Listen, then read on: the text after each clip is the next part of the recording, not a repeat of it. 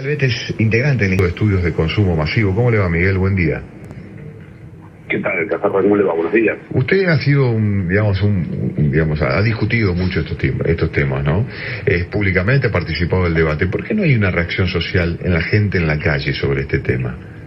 ¿Por qué la gente no, que se ha movilizado, que ha mostrado, una vitalidad en la protesta, una forma también de hacer democracia? ¿Por qué sobre este tema no hay movilizaciones, no hay enojo, en realidad, social? Bueno, a ver, yo no diciendo que no es enojo, no hay una reacción, obviamente como podría pasar en otros países, ¿no? Tenemos ejemplos de Francia, de Brasil, de Uruguay, de distintos países que realmente la situación lo manifiestan de otra forma. Nosotros lamentablemente en Argentina tenemos una suerte de placebo constante para los sectores más carenciados, que bueno, obviamente es el clientelismo que vemos día a día, ¿no? Y eso está funcionando como una suerte de malla de contención. Pero hoy lo que recibe, más allá de los jubilados, que sabemos que es paupérrimo, lo que reciben hoy la ayuda social que da el Estado, que son prácticamente 18 millones de personas que se benefician por esta ayuda social del Estado, que deteriora lógicamente todo el entramado de la seguridad social, genera una proclividad a la no ocupación, al desinterés por registrarse en un trabajo, y eso sumado al desinterés que también le genera a un empresario pyme, que dicho sea de paso son los principales dadores de trabajo, ¿no? El 70% del trabajo formal lo dan las pymes. Hay un desinterés absoluto de todo el empresariado mediano y pequeño en tomar personas, a sabiendas que tenemos una capacidad industrial ociosa de casi un 35%, es decir, prácticamente se está produciendo un tercio menos de lo que deberían producirse en bienes.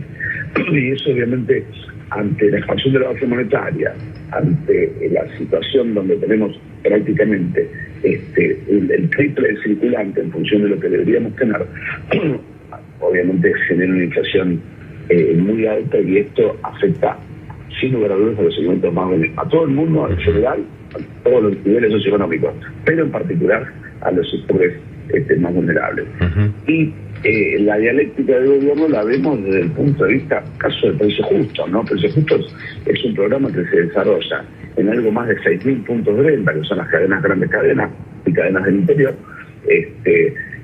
cuando en Argentina tenemos 190.000 puntos de venta, uh-huh, donde el 70% de la población, y sobre todo la población vulnerable, adquiere sus productos en cercanía, en la proximidad. Entonces, uh-huh, evidentemente, cuando vemos que hay un valor de la leche de 210 pesos para Precio Justo y 300, casi 290 en los puntos de venta de cercanía, evidentemente la política ha vuelto a fallar, ¿no? Sin lugar a dudas.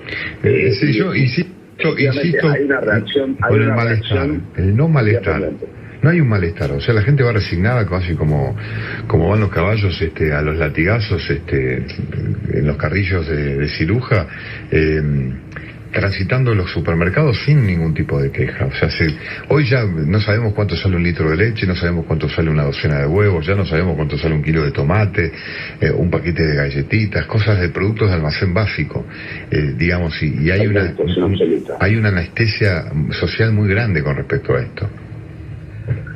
Sí, hay una sensación de infelicidad y sobre todo de falta de expectativa, ¿no? Lamentablemente esto está ocurriendo. La proximidad de las elecciones genera, sobre todo en los sectores medios, los sectores bajos. El problema es que ya hay muchos sectores que se autoperciben como clase media, y hoy saben que están, como se suele decir, cayendo del mapa. Eso por un lado. Y por otro lado, los sectores de la base de la pirámide de consumo y aquellos que están en línea de pobreza, es como que han asumido esa situación.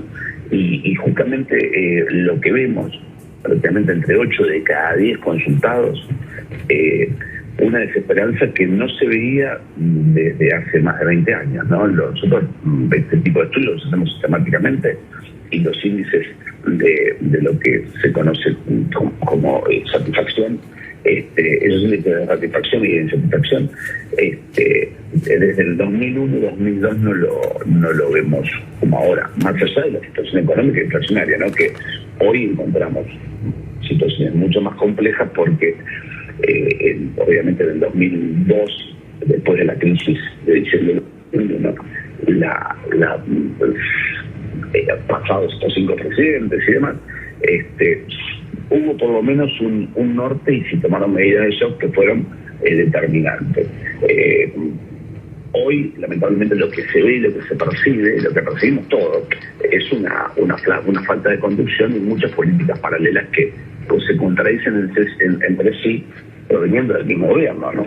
Miguel, Evelyn los saluda. En el informe que ustedes hacen, buen día, hablan de un cambio de hábito de los consumidores justamente para hacer frente a la inflación, pero también detallan allí los cambios en la forma de transportarse de esos sectores que usted considera más acomodados o clase media, que están dejando el vehículo para, tratar de hacerlo a través del colectivo, adquiriendo la SUBE, es decir, tratando de reducir gastos de movilidad también para hacer frente a la inflación. Bueno, por ejemplo, nosotros tenemos un estudio del año 2002 donde el segmento ABC1, aquellos asalariados que les afectó la crisis, pero que no, obviamente no les generó un cambio de hábito, donde 2 de cada 10 tenían un cambio de hábito en función de esa crisis en el año 2001-2002. Hoy estamos en 4.8, casi 5 de cada 10 del segmento ABC1 ha tenido un cambio de hábito. De hecho, la sobredemanda del caso de la tarjeta SUBE, hay muchos indicadores, ¿no? Pero por ejemplo el caso de la tarjeta SUBE, que más allá que es complejo conseguirla, hoy hay una sobredemanda de sectores que nunca la habían solicitado. Para dar un ejemplo, más allá de obviamente el cambio de hábito en la medicina prepaga, donde hay prácticamente récord en lo que es cambio de planes para planes de menor cuantía, en la educación privada vemos que hay hoy una sobrematriculación en lo que es educación pública, y después hay otros indicadores en cambio de hábitos que son mucho más graves, ¿no? Sobre todo en lo que es sectores medios, y sectores medios aspiracionales y bajos, donde vemos, por ejemplo, sabemos que el consumo de alimentos y bebidas se divide en distintas categorías, ¿no? Hay categorías, caso de por ejemplo, snacks, desayuno y merienda, que se han disparado en los últimos 15 meses, sobre todo por pandemia, pero no podemos usar la culpa de la pandemia, se han disparado en volúmenes de venta entre un 25 y un 30%. Y cuando uno hace la encuesta de hogares, esto lo hemos hecho con dos universidades nacionales y con el observatorio de la Universidad Católica, cuando consultamos, manifiestan prácticamente el 50% de los sectores en medios aspiracionales y bajos que están supliendo una comida principal. Esto está absolutamente cruzado. Son estadísticas que son irrefutables. Es decir, hay un crecimiento. Las industrias están lanzando al mercado nuevos productos relacionados a esas categorías porque son los que más se venden y a su vez son los que más aumentan. Es decir, son los que más se venden en volumen y los que más aumentan. Y esto obviamente hipoteca al futuro la caída de la venta de leche, el aumento de bebidas basadas no son leche propiamente dicha, son derivaciones de productos lácteos que no son, obviamente no tienen la capacidad nutritiva que tiene la leche.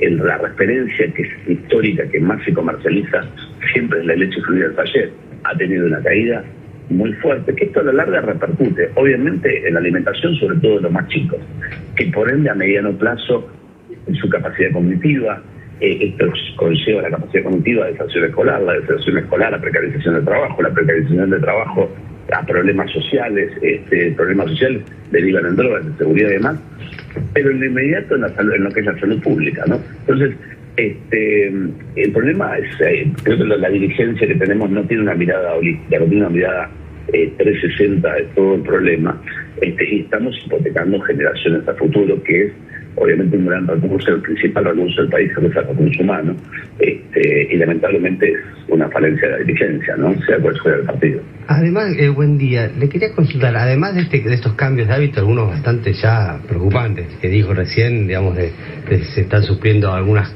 comidas diarias, ya es un signo para alertarse. Pero además de estos cambios de hábitos, ¿ustedes ya están notando, por lo que cuando cruzan sus informes con otros informes, una caída del consumo preocupante? El consumo, ¿están notando eso ya? Sí, la caída de consumo. Primero, la caída del promedio de tickets prácticamente está entre un 14 y 18%. La caída de promedio de ticket en lo que es boca de cercanía. Las grandes cadenas realmente se han manifestado entre 10 y 12 puntos de caída del consumo interanual, que es una barbaridad, muchísimo. Ya un 3%, casi un 3% del consumo de leche fluida, si eso lo traspolamos al resto de las categorías de los productos de alimentos básicos, nos damos cuenta que evidentemente la situación es grave. Si vemos que hubo un aumento interanual de casi 20 puntos de pasta seca, caída obviamente por el valor del precio de la carne y de distintos alimentos relacionados a que tienen los sonidos carbohidratos, el aumento de carbohidratos, esos son realmente un problema, y problema en el futuro inmediato, ¿no? En el corto plazo. Estamos viendo entonces que hay un menor consumo, pero además en un contexto de precios altos, también cada vez más parte del salario de los ingresos de las personas, de las familias, se va a alimentos. O sea, tienen menos plata para gastar en otras cosas porque los alimentos no paran de crecer, pero además está consumiendo menos alimentos, ni siquiera es para mantener el consumo que venía teniendo. Si tomamos la base de la pirámide de consumo, la gente más pobre, sí, y si tomamos jubilados, pensionados, prácticamente en alimentos, los sectores de la base de pirámide de consumo, el impacto que tiene la canasta alimentaria es prácticamente de un 55 a un 60%. Y si tomamos jubilados, canasta alimentaria y canasta de fármacos, de medicamentos, más allá que pan, etcétera, bueno, hay muchos que son supuestamente sin cargo o con un descuento, el impacto llega casi al 82%, el 82 y el 85% del salario. O sea que esa gente tiene que vivir, tiene que alquilar, tiene que transportarse, todo eso no lo podría hacer. O no tomar medicamentos, o no comer, no tiene demasiadas alternativas. Y realmente el tema de la inflación argentina es tan complejo que hay un ejemplo muy gráfico. Entre el año 2022 y 2023, Ucrania en guerra tuvo un 26% de inflación.